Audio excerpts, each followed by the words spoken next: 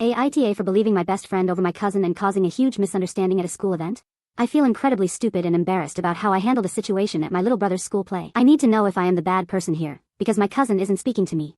The school play was yesterday. My brother had a small speaking part. I thought he did a good job for a second grader. I brought a small bouquet of flowers for him. I planned to give them to him after the play ended. I also wanted to congratulate my cousin on her work with the kids. I know she put a lot of effort into helping them prepare for the performance. The play itself was chaotic, as you would expect from a group of young children. Some kids forgot their lines. A few started crying when they got nervous. Overall, it was cute and entertaining.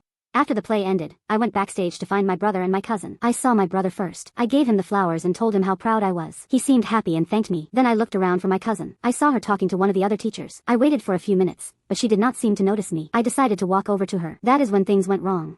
My cousin is like a sister to me. We grew up together, and she is one of my favorite people. She is currently student teaching at my little brother's elementary school as part of her education degree. I was excited to see her and my little brother perform in the play.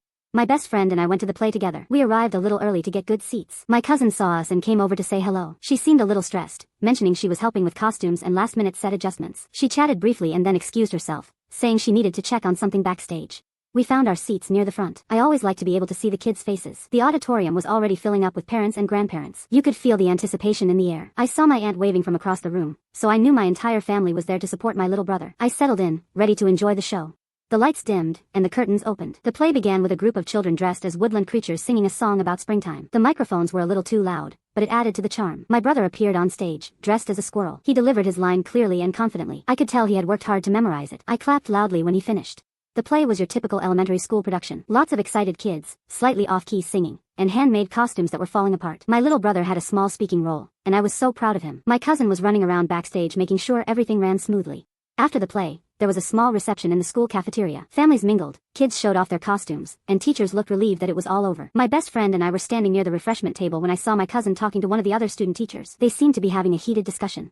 I decided to walk over to them. I wanted to see what was going on and if I could help. My cousin tends to get very worked up and loud when she is upset. I hoped she was not causing a scene at the reception. I moved through the crowd, carefully avoiding knocking into anyone holding punch or snacks. As I got closer, I could hear snippets of their conversation. It sounded like they were disagreeing about something related to the play.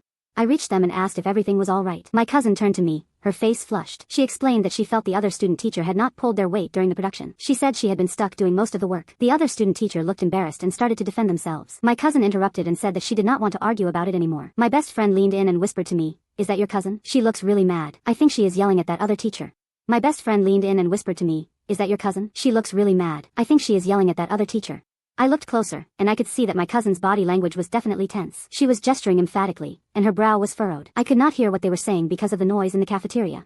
I wondered what was going on with my cousin. It seemed like a serious conversation. I started walking toward them to see if I could figure it out. As I got closer, I could hear snippets of what they were saying, but not enough to understand the context. My cousin's voice was raised slightly, and the other woman seemed to be defending herself. I thought about interrupting, but I hesitated. I did not want to intrude if it was something personal. Before I could decide what to do, my best friend came over to me. She pulled me aside and said she knew what was happening. I asked her what she meant. She told me to listen closely. I was still confused, but I waited for her to explain. She had a knowing look on her face, which made me think she had some inside information. I hoped she was right and that she could shed some light on the situation. I wanted to help my cousin if I could.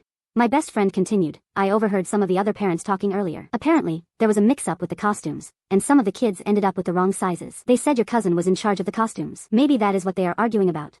I admit, I jumped to conclusions. My cousin can be a bit of a perfectionist, and I could see her getting upset if something went wrong with the play, especially something she was responsible for. I know she puts a lot of pressure on herself to succeed. I felt bad about accusing her so quickly. Maybe I should have asked her directly instead of assuming the worst. It seemed like she was working hard on the play, and I did not want to undermine her efforts. I decided to apologize later for my behavior. I went to go check on some of the other volunteers to see if they needed any help with the set. I noticed my cousin was talking to another teacher and they seemed to be having a tense conversation. I couldn't hear what they were saying, but their body language suggested they were not agreeing on something. The other teacher seemed frustrated. My cousin looked like she was trying to explain something calmly, but the other teacher was not hearing it. I felt I needed to intervene before the situation got worse, and it drew the attention of others.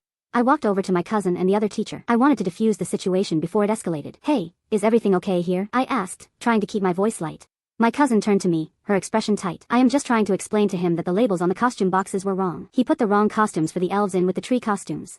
I sighed. This was ridiculous. I knew they were both stressed about the school play, but they did not need to take it out on each other. The play was tomorrow. Everything needed to be perfect. We had spent months preparing. I was in charge of the props. My cousin was in charge of costumes. The other teacher was in charge of the set. We were all vital to the play's success. The first graders were depending on us. This was their big moment. I stepped between them. I said we needed to fix the costume problem and move on. Arguing would not solve anything. I suggested we check all the boxes. We could make sure everyone had the right outfit. Then we could focus on other tasks. We still needed to set up the stage. We also needed to do a full dress rehearsal. I did not want any more issues. I just wanted the play to go smoothly. The other teacher looked annoyed. I told you, it was an honest mistake. It is not the end of the world. I, in my infinite wisdom, decided to insert myself further into the situation. Maybe we can all just calm down and figure out how to fix it, I said, directing my comment mostly at my cousin. I was trying to be helpful, but I think it came across as accusatory. I probably made it worse. The air in the room became thick with tension. I could feel my aunt's glare on me. I should have stayed out of it. My anxiety spiked as I waited for someone to yell. Instead, my aunt sighed. She pinched the bridge of her nose and closed her eyes for a moment. I wanted to disappear. She opened her eyes and spoke in a low voice. My aunt explained that the photographer was very strict about the costumes. He required specific colors and styles for the historical reenactment photos. She had spent months coordinating with him and securing the right materials. She added that some of the costumes were custom-made and expensive. Any changes would ruin the entire project. My cousin's face fell. I am calm, she said, her voice barely above a whisper. I am just trying to make sure the kids have the right costumes for the pictures. My cousin's face fell. I am calm, she said, her voice barely above a whisper. I am just trying to make sure the kids have the right costumes for the pictures. I then made the biggest mistake of all. I said, I know you get stressed out when things don't go perfectly, but it is just a school play. No need to take it out on him. I should not have said that. I saw her face change immediately after I spoke. I knew instantly that I had said the wrong thing. I felt a wave of regret wash over me. I wanted to take it back. I wanted to apologize. But the words were already out there. I could not stuff them back into my mouth. I knew I had upset her. I just did not know how badly until she responded. I did not think she would get that upset. I was completely wrong about how she felt. She thought I was attacking her character. She thought I was minimizing her hard work. She felt betrayed because I should know her better. I stood there speechless as she reacted. I did not know what to say in response. I never intended to hurt her feelings. I only wanted to offer a different perspective. I wanted her to take it easy. Now I realize I made things worse. The look on my cousin's face was one of hurt and disbelief. She took a step back from me, her eyes welling up with tears. I cannot believe you would say that to me, she said, her voice trembling. You know how much this play means to me, and you are accusing me of yelling at him. Before I could respond, she turned and walked away, disappearing into the crowd. I felt a pang of guilt, but I still thought I was just trying to help. The other teacher just shrugged and walked away as well. I didn't know what to do. I just stood there for a minute, feeling awkward. I wanted to explain myself, but she was gone. There were so many people around. I went to the faculty lounge and sat down. I tried to distract myself by grading papers. It didn't really work. I kept thinking about what happened and wondering if I made things worse. I hoped she would eventually understand that I meant well. I also hoped I didn't mess things up too badly. I sighed and put the papers down. I felt bad. I went outside to get some air. I saw several students walking by and tried to smile. I wasn't sure if it looked genuine. I just felt tense. Maybe I should have stayed out of it. I walked toward the parking lot, thinking about going home early. My best friend came up to me. Wow, that was intense. Maybe you should give her some space. I spent the rest of the reception feeling awkward and uncomfortable. I tried to find my cousin to apologize, but she was nowhere to be seen. I ended up leaving with my best friend, promising myself I would call my cousin later.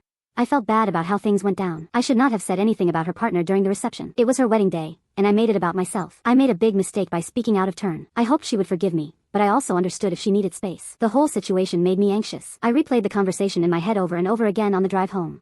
I got home and went straight to my bedroom. I needed to get out of my formal dress. I changed into comfortable clothes and sat on my bed. My phone felt heavy in my hand as I thought about calling her. I knew I needed to reach out, but I was also worried about making things worse. I decided to wait a little bit before calling, but I could not stop thinking about her. It felt like hours, but it had only been about an hour before I called her. When I called my cousin that evening, she did not answer. I sent her a text message, apologizing for what I said and asking her to call me back. I told her that I did not mean to hurt her feelings, and that I was just trying to help.